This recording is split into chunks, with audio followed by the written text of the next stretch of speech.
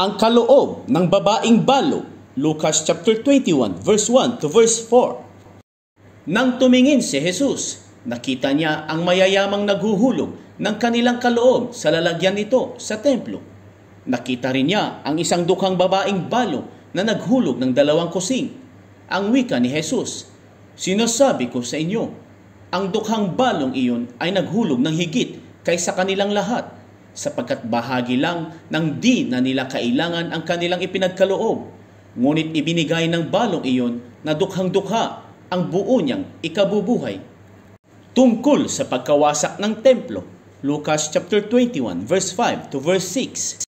Pinag-uusapan ng ilan sa kanila ang templo, ang kahanga-hangang mga bato na ginamit dito at ang mga palamuti nito na inihandog ng mga tao. Kaya't sinabi ni Jesus, "Darating ang panahon, lahat ng nakikita ninyong iyan ay iguguho. Walang batong ititira sa ibabaw ng kapwa bato." Mga kahirapan at pag-uusig na darating, Lucas chapter 21 verse 7 to verse 18. Tinanong nila si Jesus, "Guro, kailan po ito mangyayari? At ano ang magiging palatandaan na ito'y magaganap na?" Sumagot siya, "Mag-ingat kayo at nang hindi mailigaw ninuman, sapagkat marami ang darating sa aking pangalan na magsasabi, 'Ako ang Mesayas,' at dumating na ang panahon, huwag kayong susunod sa kanila. Huwag kayong mabagabag kung makabalita kayo ng mga digmaan at mga himagsikan. Dapat mangyari ang mga ito, ngunit hindi darating karaka-raka ang wakas." At sinabi pa niya, "Makikipagdigma ang bansa laban sa kapwa bansa at ang kaharian sa kapwa kaharian. Magkakaroon ng malakas na lindol, magkakagutom at magkakasalot sa iba't ibang dako. May lilitaw na mga kakilakilabot na bagay at mga kagila-gilalas na tanda buhat sa langit.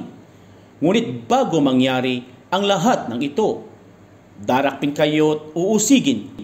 Kayo'y dadalhin sa mga sinagoga upang litisin at ipabilanggo. At dahil sa akin ay ihaharap kayo sa mga hari at mga gobernador. Ito ang pagkakataon ninyo upang magpatotoo tungkol sa akin. Ipanatag ninyo ang inyong kalooban. Huwag kayong mababalisa tungkol sa pagtatanggol sa inyong sarili. Sapagkat bibigyan ko kayo ng katalinuhan at ng pananalitang hindi kayang tutulan o pabulaanan ng sinuman sa inyong mga kaaway. Ipagkakanulo kayo ng inyong mga magulang, mga kapatid, mga kamag-anak at mga kaibigan, at ipapapatay ang ilan sa inyo. Kapupuotan kayo ng lahat dahil sa akin, ngunit hindi mawawala ni isang hibla ng inyong buhok. Sa inyong pagtitiis ay tatamuhin ninyo ang buhay na walang hanggan." Tungkol sa pagkawasak ng Jerusalem, Lucas chapter 21 verse 20 to verse 24. "Kapag nakita ninyong kubkob na ng mga hukbo ang Jerusalem, talastasin ninyong malapit na ang pagkawasak nito. Dapat tumakas sa kabundukan ang mga nasa Judea at umalis ng lungsod ang mga naroon, at huwag na pumasok doon ang mga nasa kabukiran, sapagkat ito ang mga araw ng pagpaparusa bilang katuparan ng mga nasasaad sa kasulatan.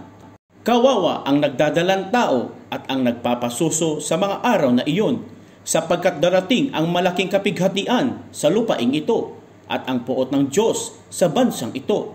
Mamamatay sila sa tabak at dadalhing bihag sa lahat ng bansa, at ang Jerusalem ay magiging busabos ng mga hintil hanggang sa matapos ang panahong itinakda sa mga ito." Ang pagparito ng anak ng tao, Lucas chapter 21 verse 25 to verse 28. "Magkakaroon ng matanda sa araw, sa buwan at sa mga bituin. Sa lupa ang mga bansa ay masisindak at malilito sa ugong at mga daluyong ng dagat. Ang mga tao'y hihimatayin sa takot dahil sa pag-iisip sa mga sakunang darating sa sanlibutan, sapagkat mayayanig at mawawala sa kani-kanilang landas ang mga planeta at iba pang katulad nito sa nasa kalawakan. Sa panahong iyon, ang anak ng tao ay makikita nilang dumarating na nasa alapaap, may dakilang kapangyarihan at malaking karangalan. Kapag nagsimula nang mangyari ang mga bagay na ito, magalak kayo sapagkat malapit na ang pagliligtas sa inyo. Ang aral mula sa puno ng igos. Lucas chapter 21 verse 29 to verse 33. At sinabi sa kanila ni Jesus ang isang talinghaga, "Tingnan ninyo ang puno ng igos at ibang punong kahoy. Kapag nagdadahon na ito, alam ninyong malapit na ang tag-araw.